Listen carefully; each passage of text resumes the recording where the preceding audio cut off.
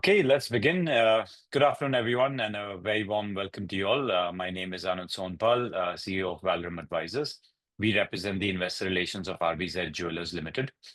Um, Firstly, on behalf of the company, I would like to thank you all for participating in today's event. And I'd also like to take this opportunity to thank the management, Harit Bhai, to giving us this opportunity for hosting them to today's Valorem CXO meet.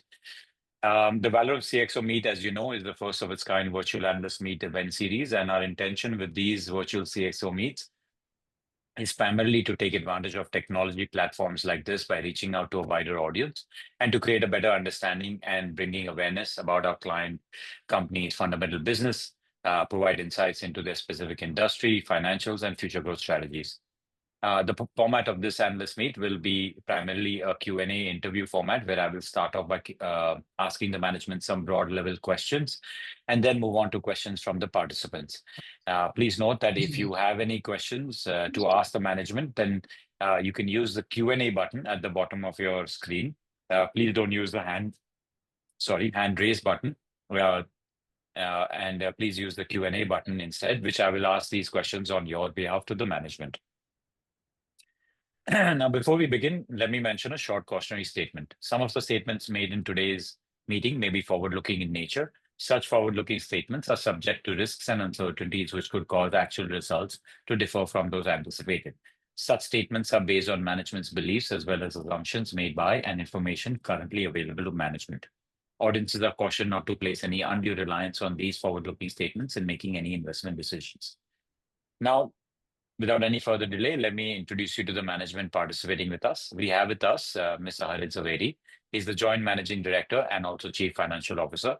Mr. Harit has a diploma in gemology and diamonds from the Gemological Institute of America. He has over 19 years of experience in the jewelry industry, and he has been a key growth driver since the company's inception.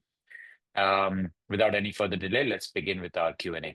So, Harit bhai, my first question to you is a bit broad-based for some of the participants that are joining us for the first time and new to your company. Can you give a brief history and background of the company and also take us through your journey of the company so far?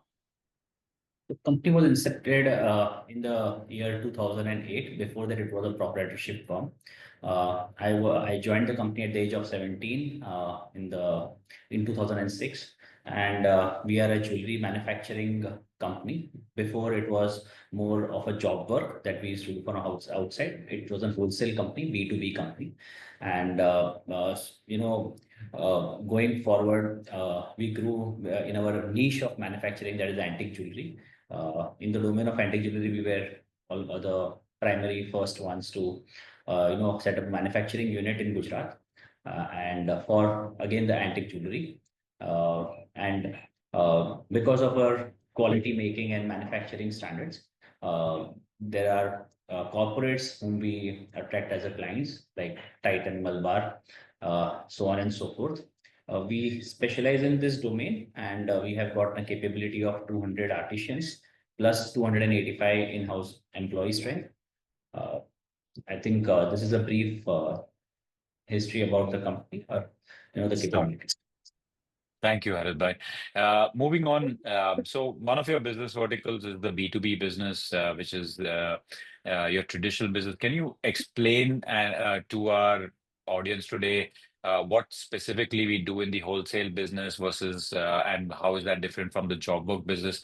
Also, while you explain this, can you also explain to us how the company manages the procurement of gold and the inventory management in both these businesses also? So in the B2B model, we deal generally with corporates, and corporates works on the gold metal loan business. So in order to understand our job work model, one needs to understand what is the corporates doing. So when the gold metal loan, you cannot trade that, you can just manufacture that. So they become the principal manufacturer and we become the actual manufacturer for that gold metal loan, which is provided in the job work segment. So it is basically the service charge that we take, and it is highly profitable.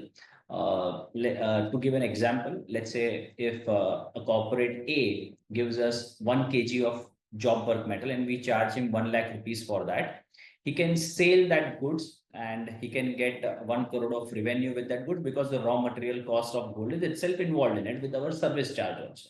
So we generally charge for services, and in the wholesale model of the B2B segment, we make the products, we give that products, we sell those products, so the revenue is getting booked with the raw material. I mean, it's a normal manufacture sale, and then there are debtors and we get the money back after a month.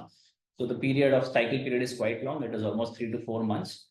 But in the job work model, we get the gold either when we finish the manufacturing days or just before that, and then we supply back to them.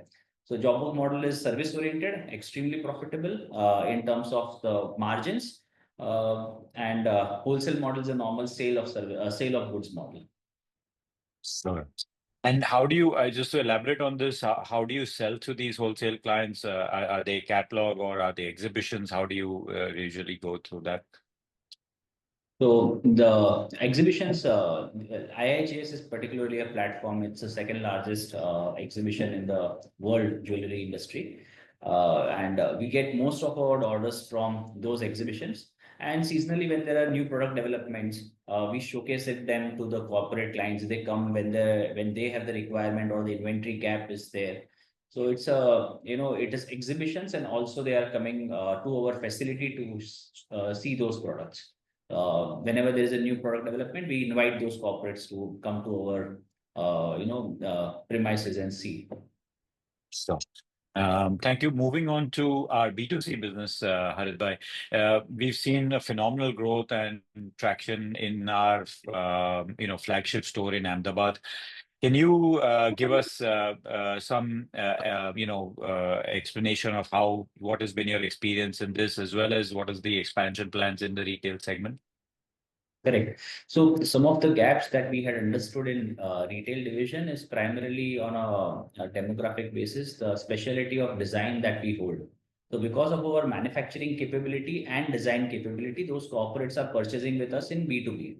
So in B2C, understanding the demographic, the design demand and all, we have created good specialized designs for our retail showroom, which has worked really well, due to which in the past 4 years our growth rate in design, because of our design, the growth rate in the retail was quite phenomenal. It was from 24 crores to 323 crores in the matter of 4 years. And we are seeing that once we have understood the demographics of Gujarat, it is mainly Patel and Jain community concentrated. We want to expand further into some of the prominent economies of Gujarat. So yes, retail seems it seems very promising when it comes to scalability and expansion. We hold our niche, and it is because it is strong, and we are able to give the competitive edge also because of the back end that we have. That is the supply chain, that the manufacturing that we have. We have a cost leadership in that. Because of that cost leadership, we are able to produce right kind of designs at lowest amount of cost, sell that to the retail customer directly, have the exclusivity of designs in place, and also the brand is there in Instagram, social media. We are among the very good trending brands in the jewelry industry, if you see so. And what are the expansion plans for the B2C segment now? So I think again, Ahmedabad, we are a good player. We are expanding in Surat and Rajkot, and I think there are four major economies: are Ahmedabad, Surat, Rajkot, and Baroda. So first phase will be to cover this three things, but Surat and Rajkot are coming in the quarter 4 and the quarter 1 respectively. So let us focus on those two cities right now. So, moving on. So in terms of your financials, let's talk a bit on that. We've obviously seen a very healthy growth on both top line, bottom line, and obviously a big driver of that was, as you rightly said, driven by your B2C business. Also, your margins are one of the highest in the industry from most peers.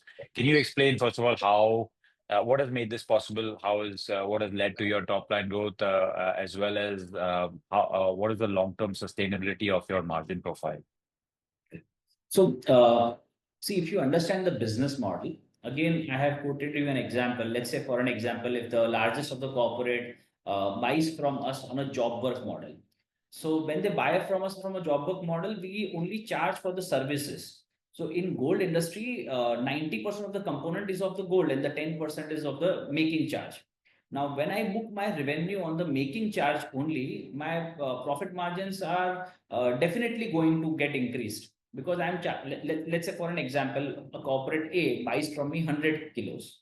Okay, and I have to charge 1 lakh rupees per kilo as my service charge. So I am booking a revenue of 1 crore. With that 1 crore, I'm saving most of the money because it's only services. Whereas that corporate whom I've supplied 100 kilo, that is 100 crores, he might sell it at a more, let's say 15% margin or a 20% margin. So his margin still would be like, okay, 120 crores ka, that sale of goods can happen versus a COGS of 100 crores. So his margin can be 20%. Whereas my revenue booking is only very less. We do approximately 600 kilos plus of job work. So that defines into amount, let's say 600 crores, 500 crores of job work. That is not seen in books because again, it's only service charge that is getting booked in the books. That is the result. Our bottom line is very strong. Second part, we are dealing directly with consumers. When the manufacturing company, we are supplying to, let's say, corporates, we have that bandwidth wherein we can earn from corporates. Now, skipping that, we are directly supplying to the retailers. So if you understand the supply chain line of a jewelry industry, it's like karigars, contractors, or lead contractors, manufacturers, wholesalers, distributors, and retailers. So we are having in-house karigars and we are directly supplying to customers. So that whole pipeline is there with us, which gives us a clear competitive edge in the industry. Tomorrow, if there is going to be a price war in the industry, we can still sell at the cost we sold to one of the any of the retailers and still attain that margins. So that is something that explains overall that the business model itself robust because of the back-end manufacturing being there. And the supply chain, we hold the whole value supply, the supply chain thing is a nice proposition that we have. That is why we are confident in scaling up the retail formats also. So no matter what price wars or competition, we will be able to cross it over because of the back-end manufacturing grip. Thank you, Harit bhai. That explains the margin profile. In terms of your visibility on your top line, are you with the new expansion of the new retail stores, are you confident that we'll see the same kind of traction that we have seen in Ahmedabad for these as well? Yes, definitely. I mean, all the cities that we are planning are quite homogeneous or similar to what Ahmedabad GDP is. And like Surat is 90 or 80% of Ahmedabad, and it is in the top 10 cities of India. Ahmedabad being number seven, Surat being number nine. The demographics are also remain same. It is Patel dominated. Be it Rajkot, Rajkot is also Patel dominated, is Gujarati dominated. So we are not changing demographics over here.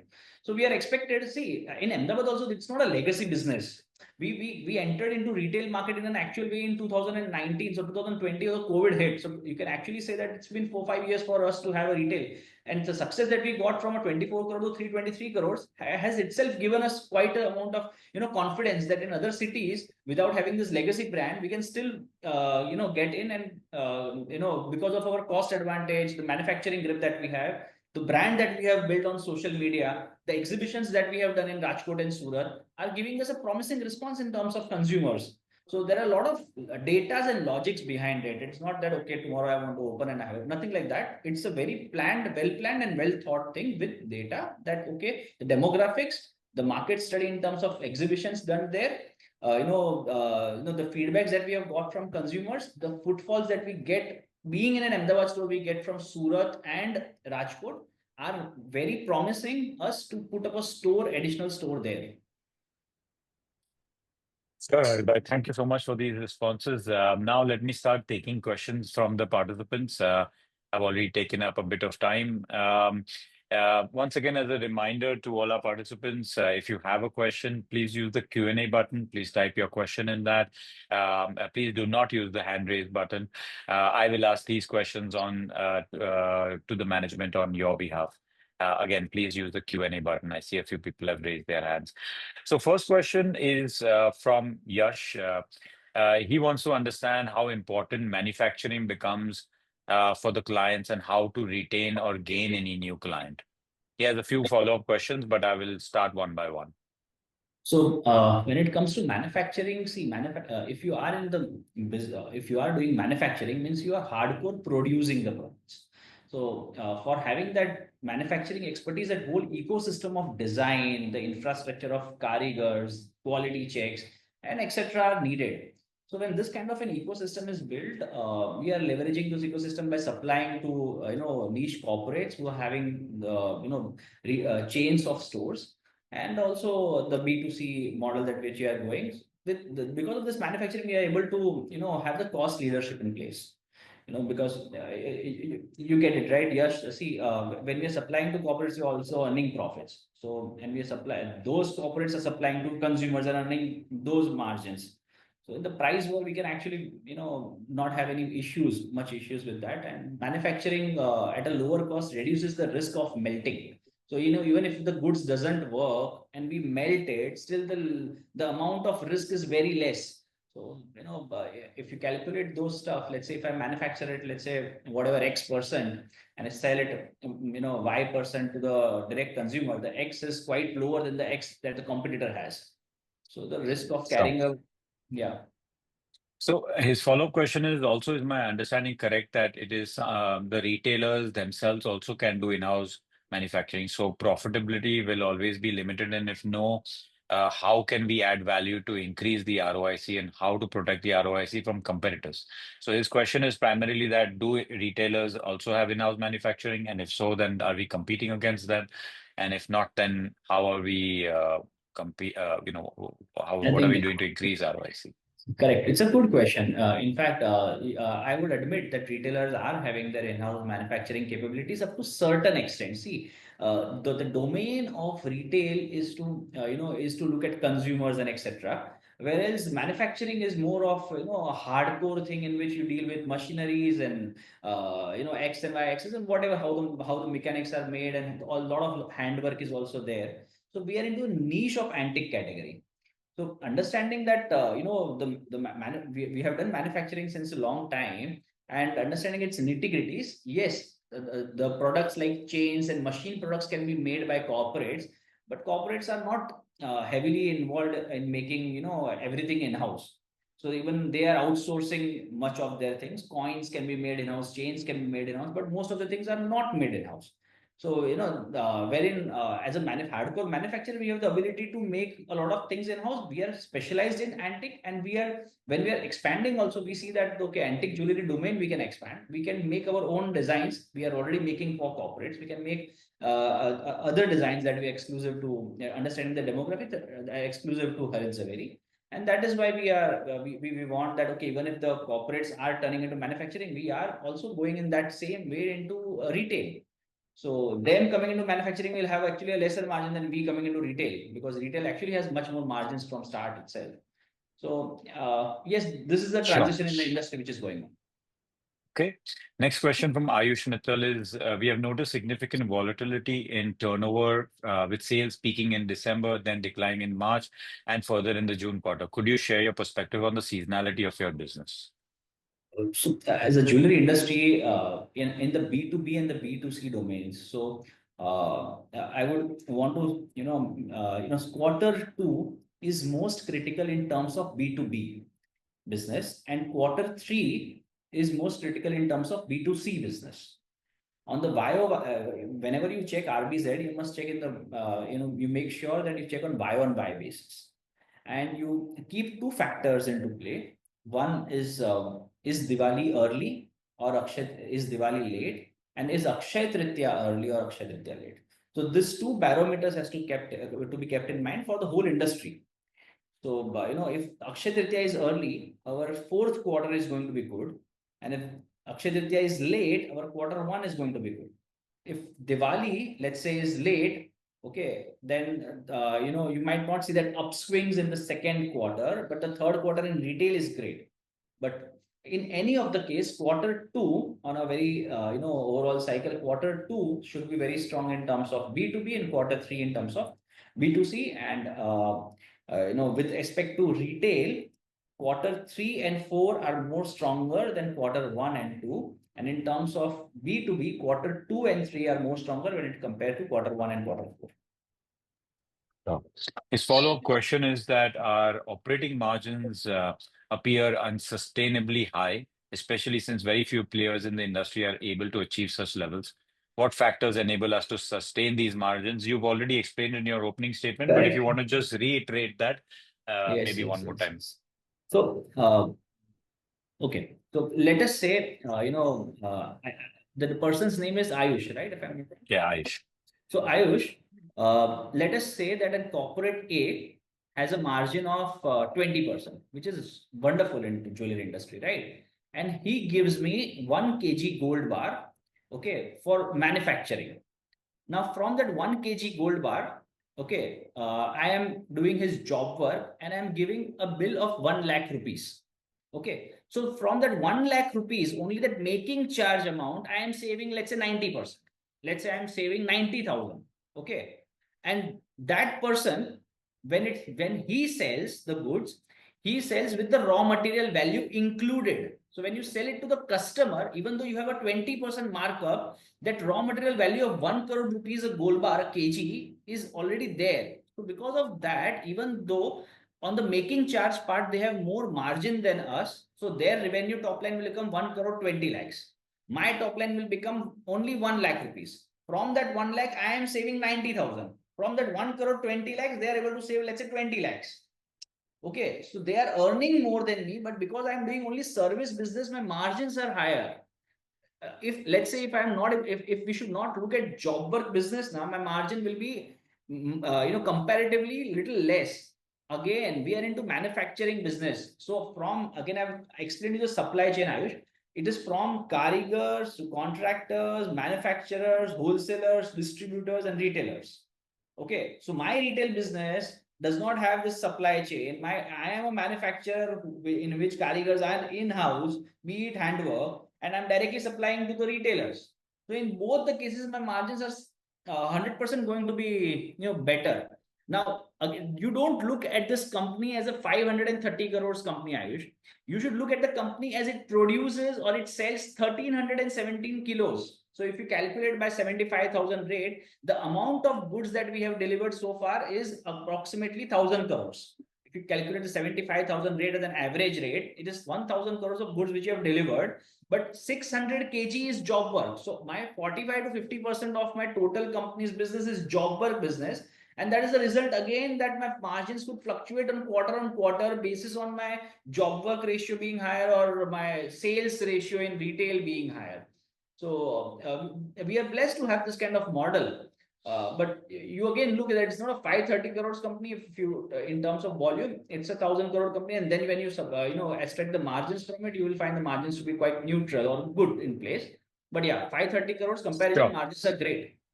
Thank you, Harit Bhai. Moving on to his follow-up question. Given the current environment of elevated gold prices, we are seeing pressure on sales and footfall at retail counters.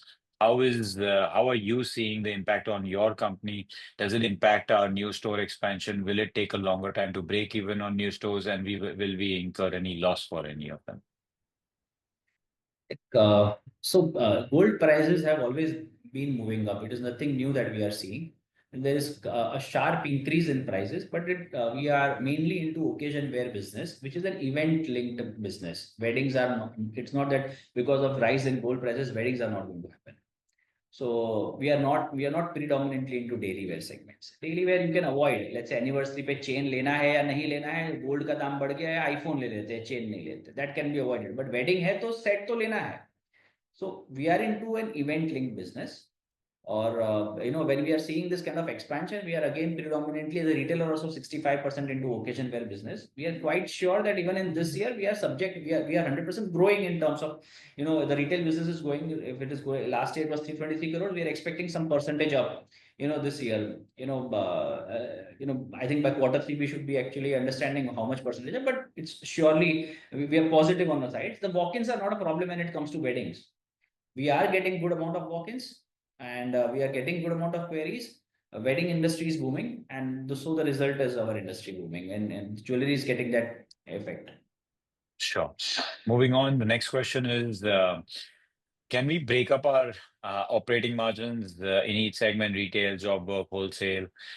Job work is, as you mentioned, very high margin, but if we remove job work business, still we have 11% operating margins, which I don't think is correct. What are the margins in retail and wholesale? This is not something we have disclosed, but I don't know if you want to give some direction out here, Harit Bhai, to them. So See, as for competitive reasons, we cannot actually disclose all our margins. But I can say that you have understood the model in a right way that job work is the highest margin model, and wholesale is slightly lower, and retail is better than wholesale model in terms of margins and in terms of rest of the perspective. Sure. Next question is who are the similar players doing job work and making such high margins? I don't know if we have any listed players. I don't think Uh, so. no, I don't think so. Of course, there'll be a lot of unlisted players, but it doesn't make sense to even disclose that. Correct, correct. Next question from Dipesh Sancheti is how does gold price hike in the quarter affect our business? This is a repetition, but is job work and corporate sales same as last quarter? I don't think we want to discuss anything about Q2, so please avoid that and please avoid asking us these questions. But yeah, any impact of gold price increasing? Will this have an impact on inventory, etc.? See, consumer confidence on gold has increased. On the underlying level, the amount of purchase that they are wanting to do and the amount of gold that they have in house is quite disproportionate. If they're going to buy a 10-gram gold, they already have 100-gram gold in their house in forms of ornaments. Ladies ka hai, kisi ka bhi hai. So they're happy with gold. As an industry also, it is booming in terms of when the margins are doing, people are happy. Okay, मैंने invest किया है, अच्छा है. पहले purchase कर लिया तो और अच्छा है. अभी भी people are more positive in this sentiment. They're expecting the prices. Okay, अभी और भी ऊपर जाएगा. Whatever the consumer psychology will work, but what we have noticed it's sharp increase in prices at times in the daily wear segments holds them कि हाँ कुछ period तक नहीं करते या कभी भी बड़ा बाइंग करना है तो बोलते हैं कि होल्ड करते हैं अभी नहीं करते हैं थोड़ा टाइम देखो कि ऊपर नीचे होता है and ultimately they have to buy it because it's again event link thing so yes there is little bit of here and there but again it's a part and parcel of the industry हम लोगों ने we have when I came gold prices was X now it is at different stage so people are well versed it is always increasing that is what they think. Next question from Tarun Kumar is what is your next 5-year vision of the company in terms of growth rate and margins? So I think we have a showroom in Ahmedabad. We are going to have a showroom in Rajkot and Surat. I think those two, adding those two stores, I think we should grow at a decent pace. Uh, I think, you can, I think we should like on the percentage basis I have defined in my earnings call also. But let us assume that maturity of uh, I think the business should grow about maybe 2x or so in the coming 3 years or whatever. I think the bottom line should remain the delta, the percentage of profit margin should remain more or less same. And we are in terms of volume capacity, we have enough capacity, enough manufacturing capacity in place. So I think we are in a good place as far as the scale of retail is concerned, and as far as the manufacturing is there. So we will be sustainably growing, over the period of 5 years in a decent margins and decent volumes. Okay, next question is from Nisarg. Can you give us an idea about your hedging practices for the B2C gold business? What percentage of the retail inventory is price hedged, and if so, how? So we follow a practice कि जितना gold बेचा है उतना gold हम लोग refill कर लेते हैं. So that is something that we are generally we book our inventory on this basis. And right now we do not have anything in which we hedge a rupee. So our book value in terms of inventory is quite low to subject to the market value. Let's say if the market value of gold is rupees 1 lakh, my book value will be lesser than gold, 1 lakh. So right now with this amount, we don't require any kind of, we are comfortable to have our, gold to gold hedge rather than the gold to rupee hedge as of now. And So, we have, so yeah, for lack of better words, it's a natural hedge. We are completely backing it with inventory, and there is no requirement for an hedge. correct. And the book value of gold is lesser than the market value. Next question is from Harshita. You supply to leading national retailers such as Titan, Malabar, Senco in your wholesale segment. How do you ensure design exclusivity and avoid overlap between what is offered to B2B clients versus your own retail stores? See, we do not want to, give their designs in our retail outlets. I mean, it doesn't make any kind of, strategic sense. We have, as a retail identity, we want to differentiate ourselves. In fact, we encourage, practices and wherein every corporate, like the bigger question should be that if I'm supplying to Malabar and Tanish, both are competitors to each other, how do I maintain design exclusivity for them rather than for my retail store, which are, let's say, 2 or 3 stores? So we have our things in place with respect to design exclusivity. Whatever we supply to X corporate, we don't supply to Y, and they also respect that thing. They also don't want their retail, consumer impression to have that, okay, this people are having same kind of products. So from the starting, the infrastructure is made in such a way that design exclusivity for each corporate is different. Okay. Next question is, does the corporate business have any bad debts? If so, have you had any bad debts for the last financial year? See, we work, when we say that we work in a job work model, and we say that none of the industry works in, that means that corporate पहले सोना देता है, उसके बाद हम लोग माल बेचते हैं. So even my 800, 900 kg, that whatever I have sold in the B2B category, 600 kg is job work. So when people are ready to give me gold in little advance, there is no question of me being greedy and selling to corporates which are, or people which are having delayed payments or stuff, whatever. So generally, no bad debts. Okay. Next question is from Yash. Could you let us know about your SAP, ERP, and other control processes to manage supply chain? Do we have any of that? We are an SAP enabled company since 2024. Our implementation has been done, and this has helped that in maintaining the inventory accuracy and the cleanness of financial records, and also it helps us in the whole efficiency when it comes to the supply chain part. So how many days of inventory is there in a particular location, in a particular process. So that mapping has been done, and with that we are effectively able to maintain that, which areas, which operating indices are to be looked at. So I think with this kind of an ERP in place, this what we are thinking is that with SAP and all in there, it can help us tomorrow in the scalability. The controls are developed beforehand, and it is not developed after the scale. Okay. Next question is from Tanishq again as a follow-up. Our inventory days are higher than competitors. How are we controlling it going further? So, Tanesh, this is a wonderful question. So, to understand my inventory days, okay, divide my volume with my volume of inventory versus volume of goods delivered. So, 1317 kilos is what I have delivered. Even if you say my inventory is, let's say, X, and divided by, let's say, 75,000 as an average rate, let's say 100 rupees is my inventory, deduct 10%, it will be diamonds. So 90 rupees is my gold inventory, divided by 75,000, you'll get the volumes, assumption of volumes. You can then correct it. I am actually rotating my stock 3 to 4 times. Now, in this, my inventory days will look higher. It will look about 200 days. What is happening? Job work जो है ना, उसके अंदर जब corporate, let's say corporate X has given me 100 kg of order. So my manufacturing cycle is, let's say, 30 to 45 days. In 30 to 45 days, I have to manufacture them 1 week before they give me all the metal. Let's say 100 kilo ka metal. I have to ship them 100 kilos of gold.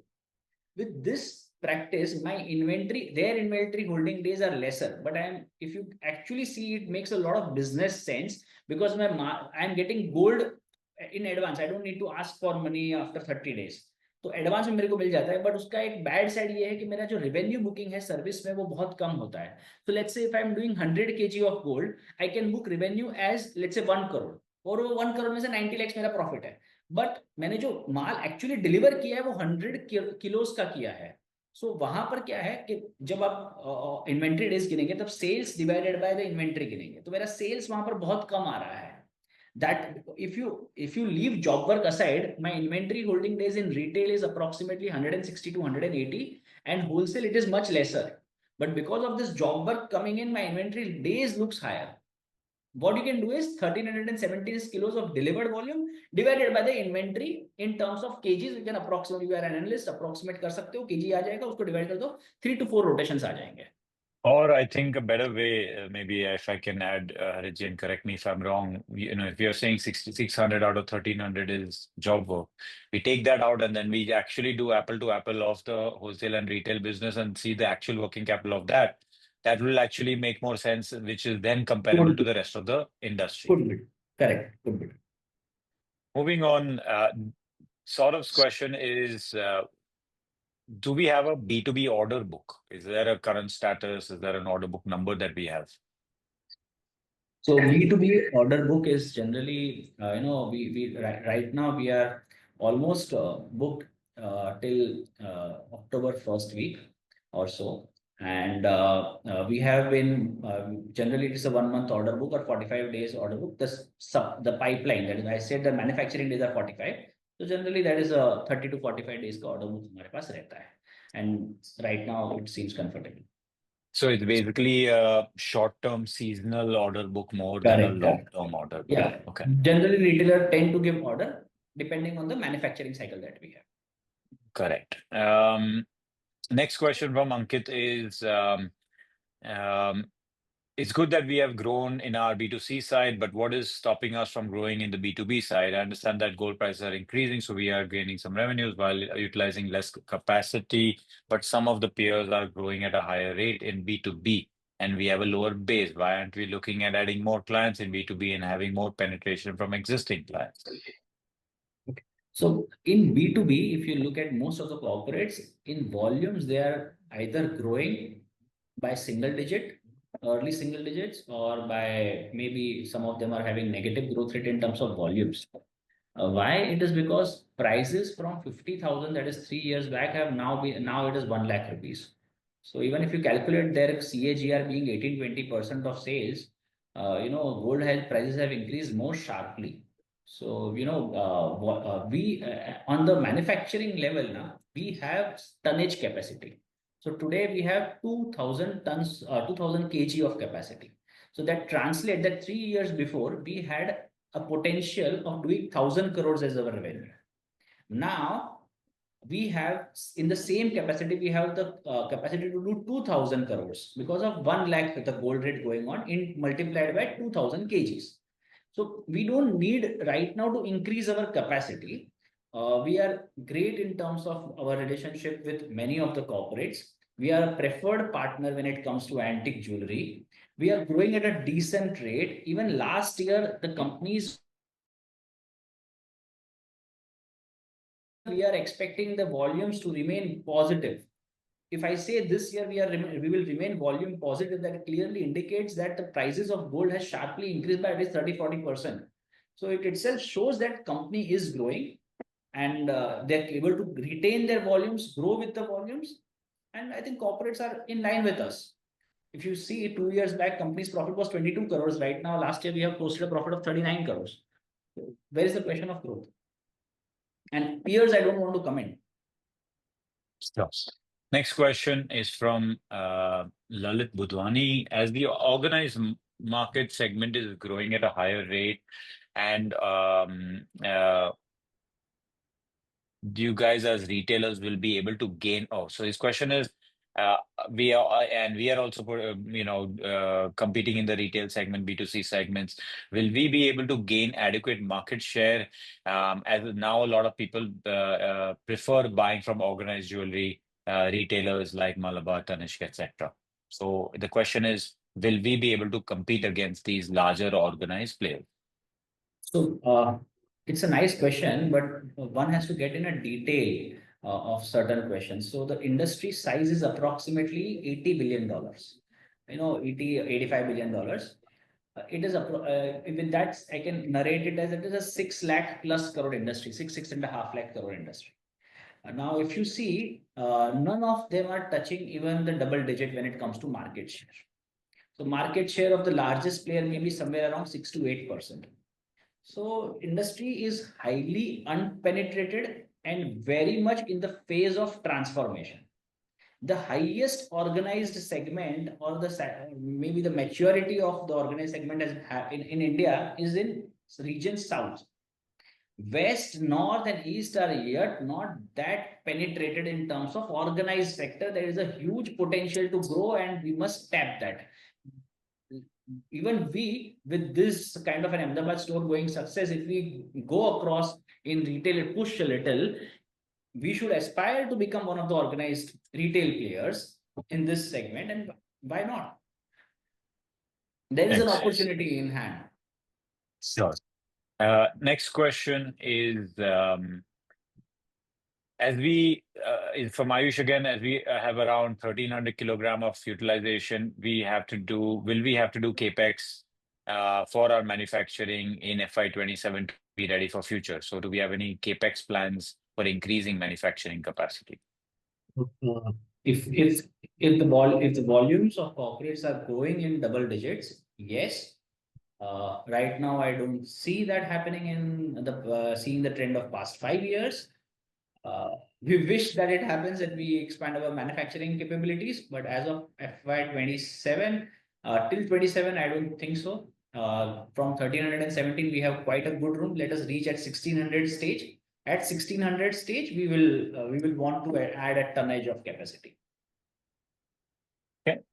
Next question is from Srinidhi. Where does RBZ procure gold from? So, see, 50% of RBZ is job work. In job work, we get goods from corporate. So you are sorted with that 50% answer. Okay, so remaining, let us say the B2B and the B2C part, we purchase gold from local bullion dealers. We get gold from our customers also. That means अगर कोई 10 ग्राम का सोने का chain खरीदने आया है, तो वो अपना लेट्स से 5 ग्राम का सोने का चेन वापस भी कर रहा है और 5 ग्राम का पेमेंट कर रहा है यूपीआई बैंक एक्सेट्रा. तो 5 ग्राम हमको मिलता है, वो कंज्यूमर से मिलता है. तो सेकंड पाइपलाइन इस कंज्यूमर से भी आता है. अभी आपको रेस्ट जो है वो लोकल मार्केट डीलर्स और बैंक से लेते हैं. Okay.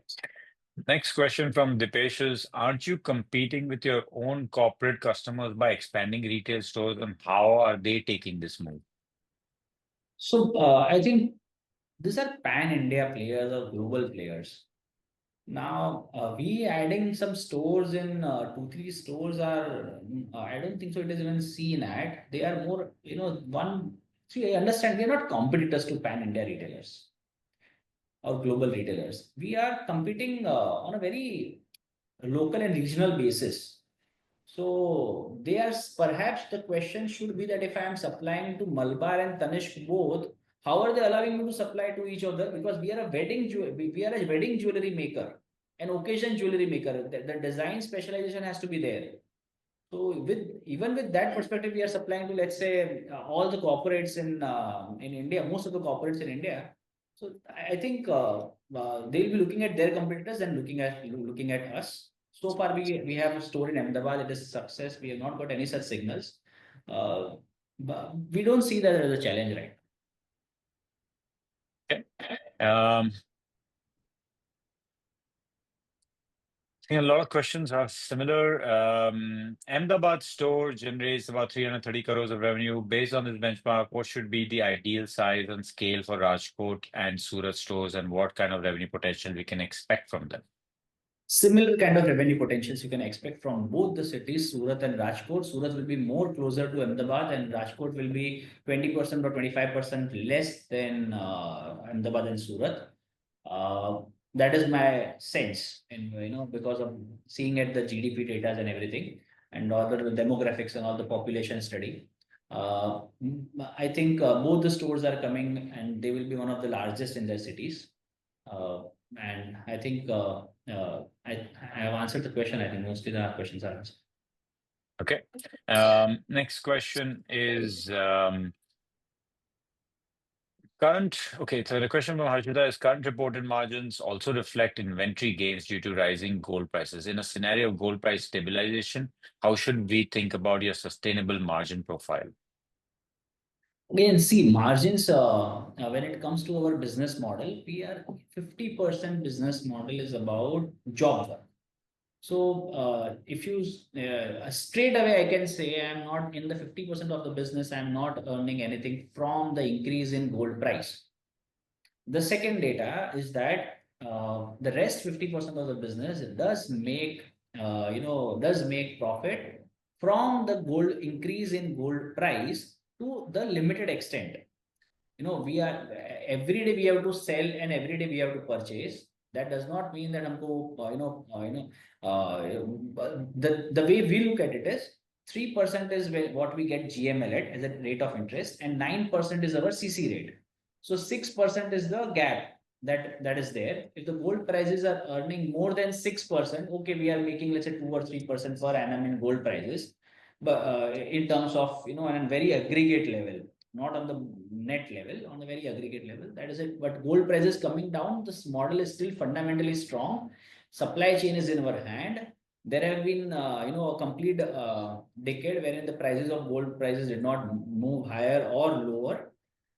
But it is still as far as right now we are placed well. If we see that the gold prices are not moving higher in XYZ, we will run to GML. We will save the interest cost of 6%. But it's also true that at the end of the day, when gold prices come down, then consumers also flock to buy the gold, and then ultimately again it bounces back. So Correct. ultimately top line growth comes and you benefit in the long run. So Correct. looking at it from a full year basis, the margin will still be stable.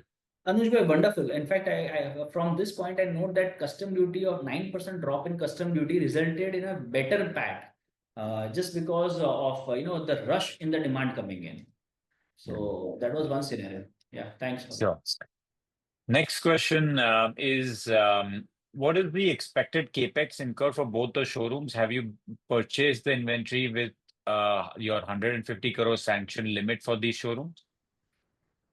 So the inventory purchases will be done 1 or 1.5 months before, but there will be an inventory shift from let's say a B2B or the Ahmedabad store to the Surat store. There can be always an inventory shift that can happen.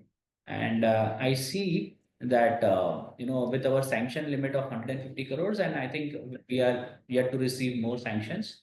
You can see our credit rating for that. They have already sanctioned. The credit rating is sanctioned for 200 crores odd. But I think 1:1 is the debt equity ratio that we want to maintain, and that gives us a leverage for raising at least a comfortable debt from here to at least 2x.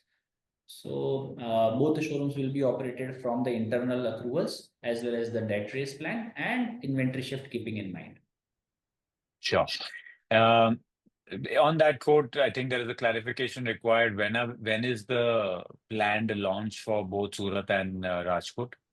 You said Q4 Q4 will and be Q1. So Q4 will be Rajkot and Q1 will be Surat. आगे पीछे हो सकता है, but Q4 one है, Q1 Sure. एक है. So around those periods. Yeah. What will be the total inventory? You already talked about CapEx, but what will be the total inventory requirements for both the stores? See, I think this again for competitive reasons, one should not give the number of inventory for each store. And, Yeah, but we can assume it will be similar levels at current. Yeah, so you can assume that 90%, like how Ahmedabad is running, Surat will run at 90%, and Rajkot will run at 75% from the Ahmedabad level. So, next question is Lalit is asking, do you guys use GML strategy, and if using, what proportion at now, and what are the future strategies regarding GML, and how much will it increase your margins? Yeah, so that's one question. With GML right now, so when there will be new stores coming up, we are exploring the instrument of GML. Right now, we are not using a GML. We are in a natural hedge to hedge position with respect to gold. But in future, yes, when we use GML, we are sure that we will be saving some interest cost on that. At least a 6% interest cost can be saved. But let us look at it. Let us look at the instrument and our views upon that. Right now, if we are able to procure gold still and maintain the book value, which is lesser than the market value, we are still up for it. We don't know where the Trump government or what is going on, but surely risk is mindfully watched. every day the moving working capital average of gold, we are noting it, we are comparing it to the market value. And the job work business does not have any effect for it because it is 100% gold is in advance, and we do not get any appreciation from the gold price rise. Let us look at the next last 50%. But yes, GML will be used in future. We are exploring this. Sure. Next question is, how are you seeing the overall demand panning out on ground? Like, do you see the same traction from the customers like previous years, or have they slowed down? And can we see an uptick later? Also, the FY26 wedding season is 1 quarter early. And do you expect it to be robust or any change? We are expecting the wedding season to be strong. We are seeing that the brand is strong. Anyone who uses Instagram actually type Harit Zaveri Jewellers, they can see the traction, continuity, what we have. Today's consumer world is more about social media than about the traditional codings and XYZ.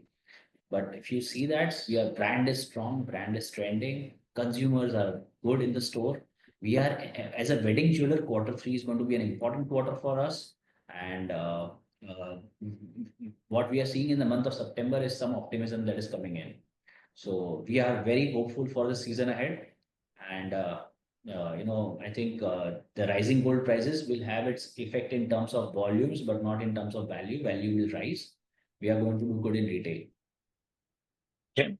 Next question is from Maitri and Tarun asking, how do you see your mix of business in coming years with retail and say B2B and B2C? Will this remain at around 50%? Will it grow? Will it change? How do you expect that to change? So in terms of volumes, it will be 50%. In terms of value, it can shift. So my job work business we understand that the job work business is something that we also want to focus on, and it will remain good and stable.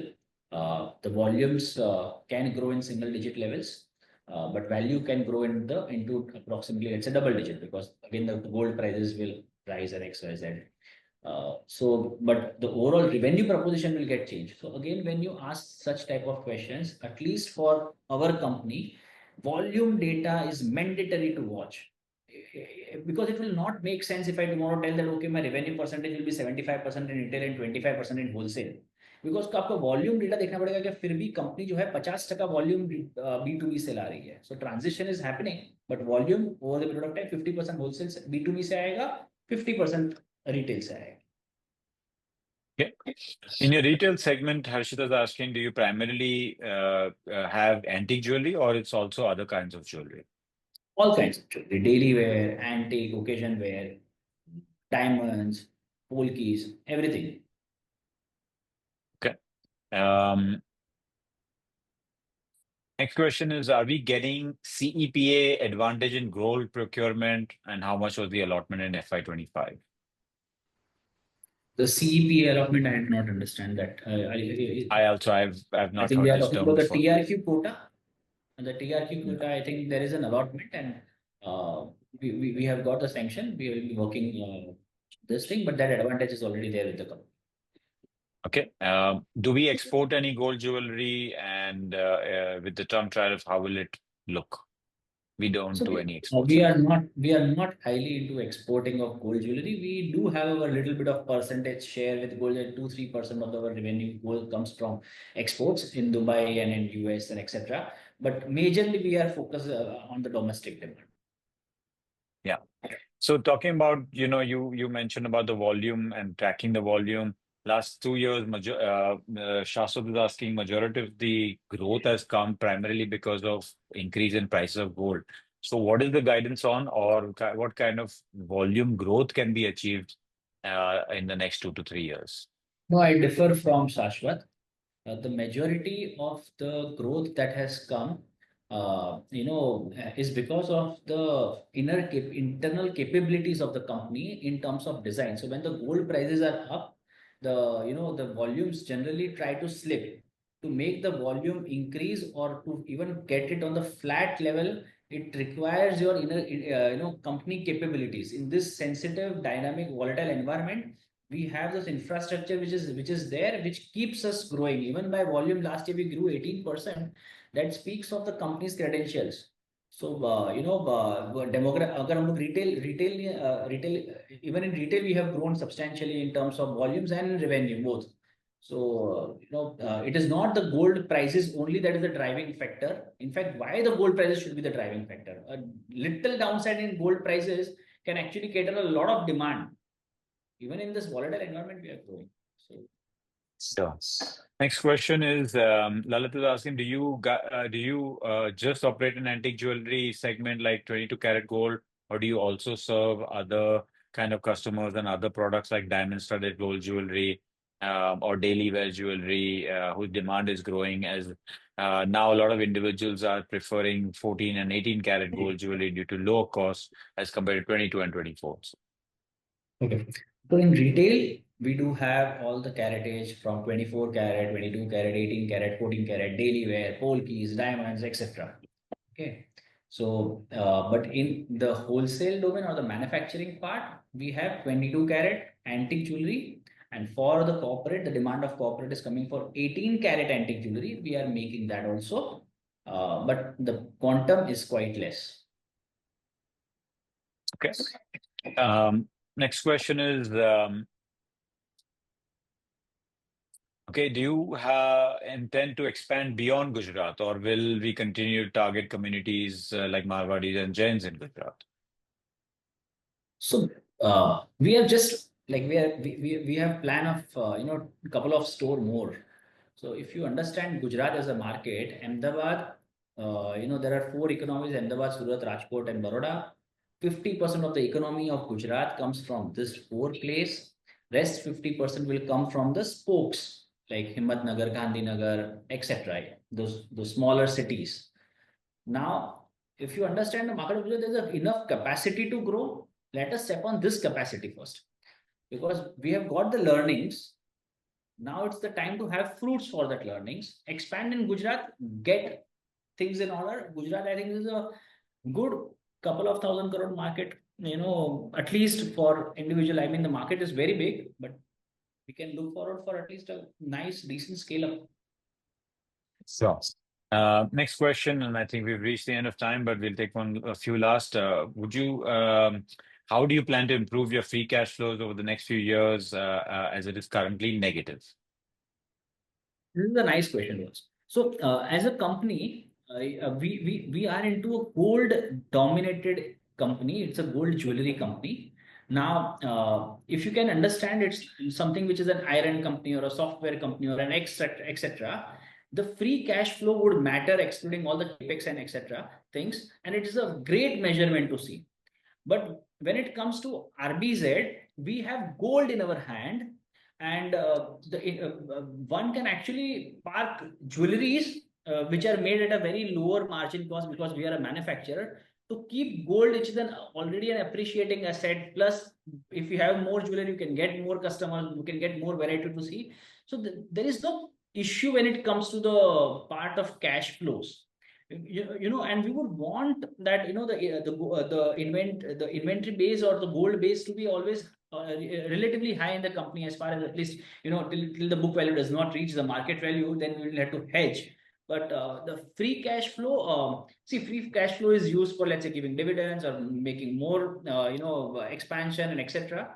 But also in the industry we can have this inventory shift from one showroom to the other showroom. Let's say if there's an excess inventory. So for us, particularly this kind of free cash flow thing does not make as much of relevance as compared to the other industries. But yes, we are looking for this thing that we have a nice healthy free cash flow and all. But right now we are into an expansion plan and inventory plus plans and all, raising debts and etc. So not right now. As of now, you can expect that the company will, at least for a decade or so, we are into an expansion soon. Sure. Thank you so much, Harit bhai. I think we've run out of time, and I think most of the questions have been answered. To the participants, if there's any further questions, please reach out to us at Valorem Advisors. We'd be happy to answer anything that we have not been able to answer today. Also, Harit bhai, thank you so much for this opportunity. It was a pleasure to host you and getting to know so much about the company, and I'm sure the participants will agree. Thank you, everyone, and thank you, Harit bhai. Thank you, Amish bhai. Thank you, everyone, for asking questions. Thank you.